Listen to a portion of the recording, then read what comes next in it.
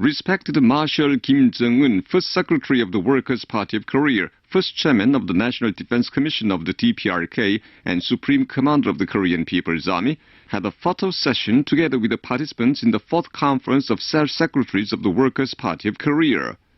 When he came out to the photographing site, the participants enthusiastically welcomed him, raising stormy cheers of roar and extending greatest honor and warmest thanks to him. Acknowledging their enthusiastic cheers, Marshal Kim Jong-un sent his warm greetings to the participants in the conference and other secretaries of the whole party who are making devoted efforts unknown for the strengthening and development of the party and the prosperity of the country with the honor and pride of junior officials of the party. Present there together with him were Kim Yong-nam, Chae Yong-nim, Chae Ryong-hae, and other senior officials of the party, state and army. Marshal Kim Jong-un noting that the 4th Conference of Secretaries of the Workers' Party of Korea will be clearly registered in the history of the party as a meeting which provided an important milestone in strengthening the militancy of the party in every way and winning the final victory in the building of a prosperous nation in keeping with the demand of the new historical age of accomplishing the revolutionary cause of Juche. Warmly congratulate the participants in the conference who have satisfactorily done their work with high enthusiasm and active participation, and had a photo session with them. Respected Marshal Kim Jong-un expressed a firm belief that the participants in the conference and other secretaries of the whole party who have vigorously advanced along the road of revolution following the party with a single heart would perform their revolutionary duty in the sacred struggle for bringing earlier the future of prosperity in firm unity around the party central committee.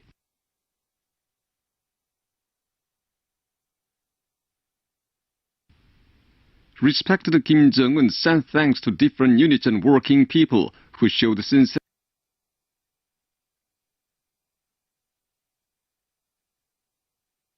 in erecting the bronze. Respected Kim Jong-un sent thanks to different units and working people who showed sincerity in erecting the bronze statues of the great Generalissimos Kim Il-sung and Kim Jong-il in Hamhung City, South Hamgyong Province. He sent thanks to the South Hamgyong Provincial Brigade under the Revolutionary Relics Construction and Management Bureau, the Hamhung Construction Machine Factory, Lee Sun-mi, reporter of the newspaper Hamnam-ilbo, Che Hee-cheol, worker of the Hamhung Youth Electrical Appliances Factory, and many other units and working people.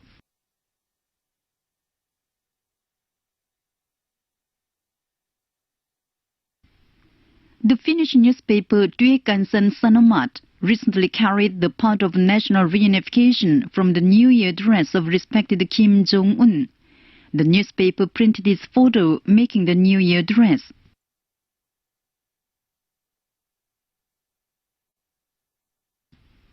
The Indian newspaper Indian and World Event, published in book form, respected Kim Jong-un's famous work, Let Us Brilliantly Accomplish the Revolutionary Cause of Juche, holding Kim Jong-il in high esteem as the Eternal General Secretary of our party. The publishing ceremony was recently held at the newspaper. Displayed on the front wall of the venue were photos of great Kim Il-sung and respected Marshal Kim Jong-un in their revolutionary activities.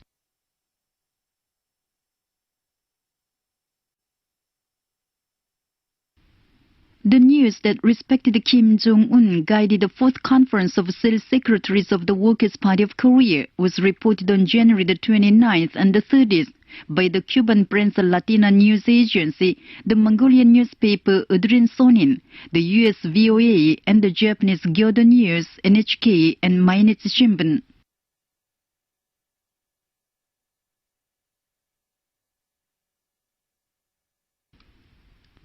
The art troupe of Koreans in Japan for celebration of the Day of the Shining Star, headed by Ha Young-soo, laid bouquets before the bronze statues of the great leaders Kim Il-sung and Kim Jong-il at the Mansudae Art Studio and paid homage to them on the 1st.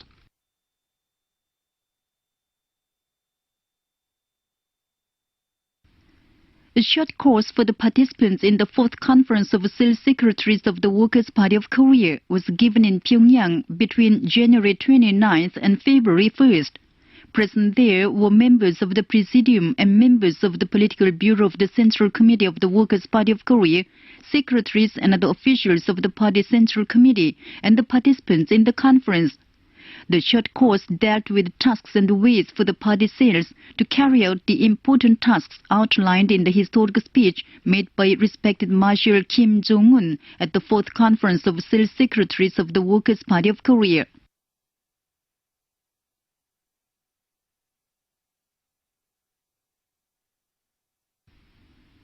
A meeting for awarding the title of the DPRK Labor Hero to meritorious secretaries of cells of the Workers' Party of Korea took place at the Pyongyang Indoor Stadium on the 1st.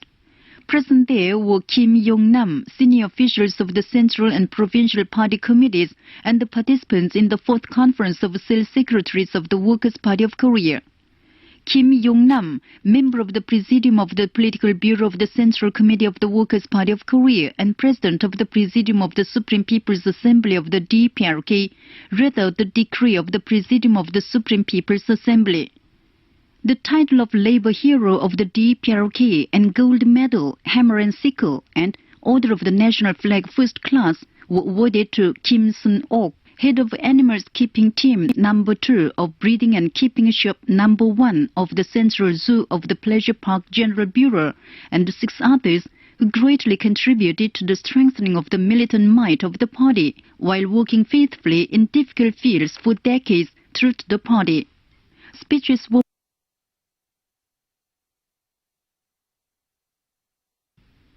National Exemplary Youth League primary propaganda officials study tour of the native home in the Paektusan secret camp started on the occasion of the greatest national holiday, the Day of the Shining Star, the birth anniversary of great Kim Jong-il. The starting meeting was held before the victorious Battle of Pocheonbo Memorial Tower in Haesan City, Ryanggang Province on February the 1st. The participants laid a floral basket and bouquets before the bronze statue of the great leader President Kim Il-sung at the tower and paid respects to him. The reporter and speakers expressed a resolve to keep deep in their minds the lofty wish of respected Kim Jong-un for the youth to always go forward and straight following the party, carrying forward the bloodline of Mount Baekdu, and fully display the spirit of the Seongun Youth Vanguard through the study tour. After the meeting, the marchers headed by flags bearing portraits of great Kim Il-sung and Kim Jong-il started for Pocheonbo, flying flags of the Republic, the Youth League, and study tour. Working people of different strata and school youth and children in Haesan City warmly sent off the marchers.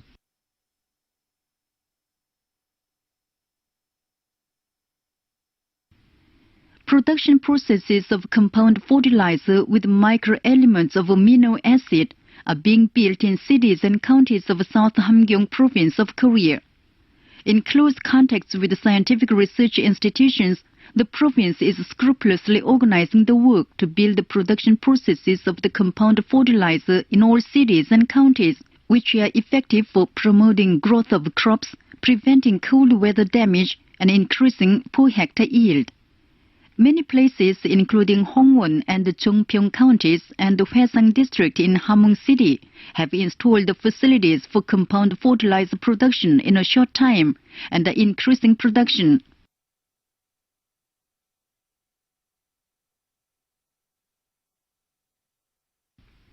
A spokesman for the Ministry of Foreign Affairs of the DPRK gave an answer to the question raised by the Korean Central News Agency on Saturday concerning the disclosed double standard and brigandish nature of the United States, negating the right of the DPRK to launch peaceful satellite.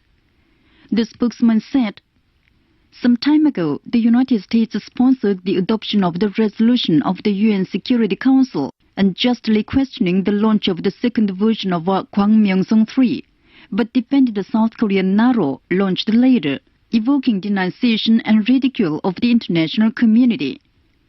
A spokesman for the U.S. Department of State shamelessly said, "Because South Korea is implementing space development project in a responsible way and makes clear that there is no military purpose, it is quite different from the way of North Korea. The United States categorically negates our right to satellite launch, but unconditionally defends the satellite launch of its stooges, the South Korean puppets. It is the acme of double standard and brazen-facedness. Such moves prove that the United States intended from the beginning to use our satellite launch as a new occasion to stifle the DPRK."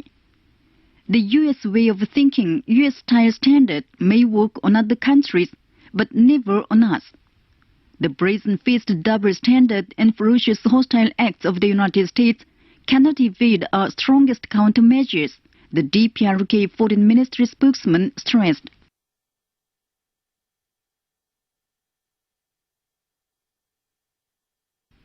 The chairman of the Hyogo and Fukuoka prefecture headquarters of the General Association of Korean Residents in Japan made public press statements on January 29th in denunciation of the UN Security Council's resolution on sanctions against the DPRK.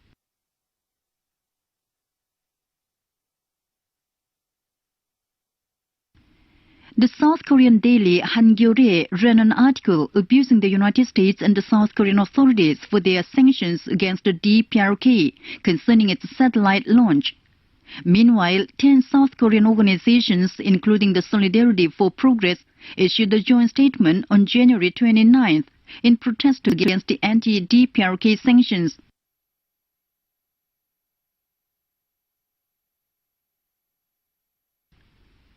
The Metal Workers Union of South Korea staged general strikes in different parts, including Seoul, Daejeon, Gwangju, and Busan on January the 30th, in protest against the anti-popular policy of the puppet authorities. That day, the South Korean Confederation of Trade Unions held a meeting concerning the general strikes of the Metal Workers Union.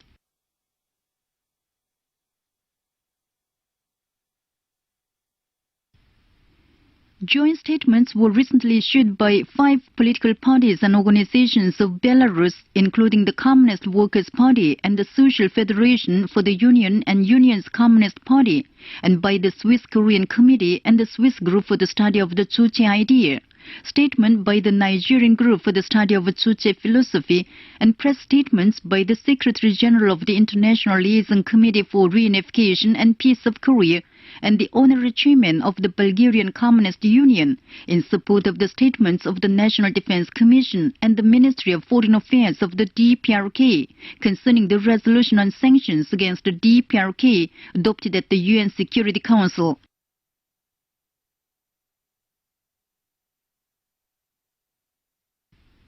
The National Information Committee of the Communist Party of Chile, Proletarian Action, released an information on January 25th under the title, DPRK shows the world once again how to defend the sovereignty of the country from the threat of the imperialists.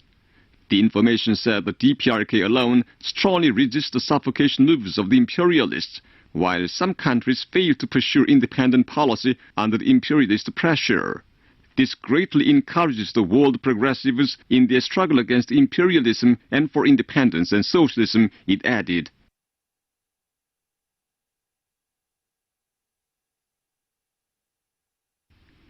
The United States is frantically developing and updating latest hardware. The United States has recently deployed 9 sophisticated stealth fighter F-22 Raptors in the Gardena base of Okinawa temporarily, which are said to be difficult to detect with radar. And an extra-large underground penetrating bomb was tested at the missile test ground in New Mexico of the United States. The U.S. Warhawks say the bomb, whose explosive power is 10 times that of the previous bunker buster, can go down tens of meters underground and destroy biochemical and nuclear targets with defensive facilities. This reveals once again the belligerent nature of the United States.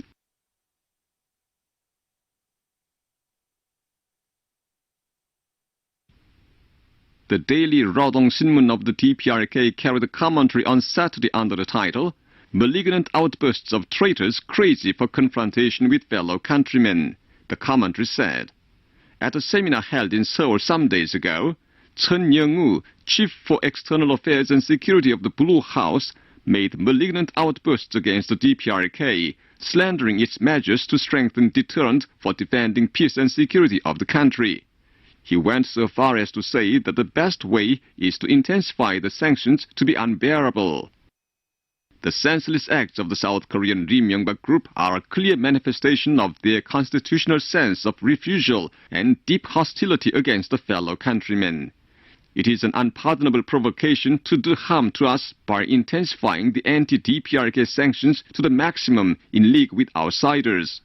sanctions mean a war and an open declaration of war on us. Strengthened anti-DPRK sanctions of the Lee Myung-bak group will inevitably bring catastrophic consequences. The confrontation maniacs such as Lee Myung-bak and Chun Young-woo should bear in mind that they will surely pay for their tremendous treachery. That was the gist of commentary under the title, Malignant Outbursts of Traitors Crazy for Confrontation with Fellow Countrymen, carried by the daily Rodong Sinmun of the DPRK on Saturday. This is Voice of Korea.